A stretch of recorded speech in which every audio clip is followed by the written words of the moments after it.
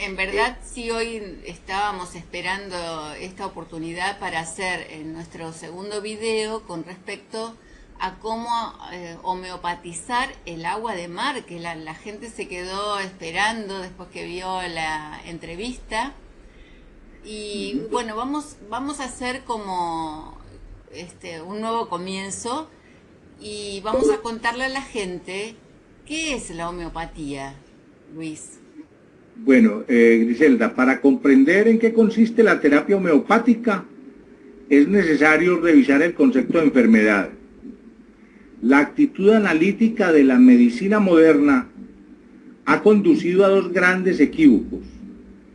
Se ha sellado la mentalidad de los médicos llevándolos a posiciones irreductibles entre sí.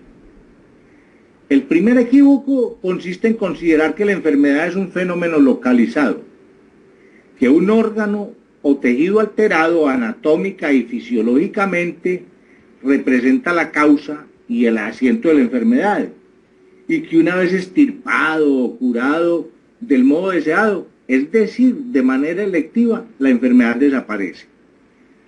Debemos este equívoco a la pero estimable obra de Giovanni Battista Morgani en 1682 y 1771, que decía decidibus es causis morborum per anatomen indagatis.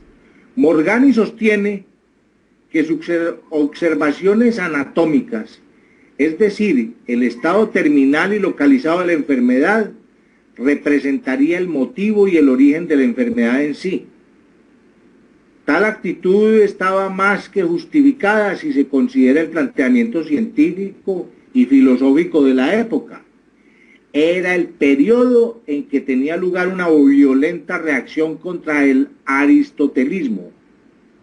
Las ciencias se hallaban en plena crisis revisionista y todo tenía que ser experimentado, sopesado, visto y tocado.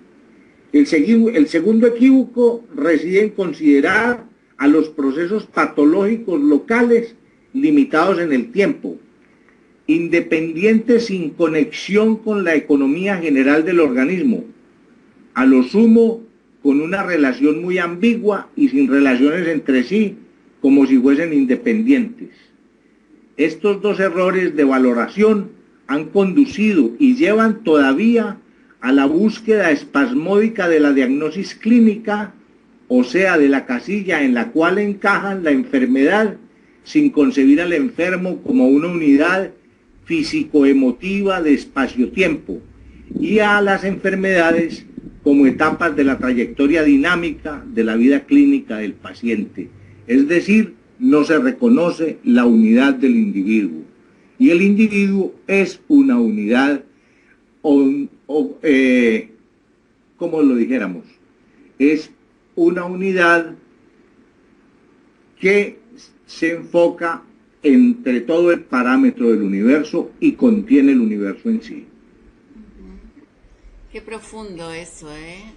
Y mientras estoy escuchando toda esa definición, estoy mirando acá cómo la luz del sol se va metiendo visualmente en el mar y se va expandiendo esta Sí. cosa de unidad.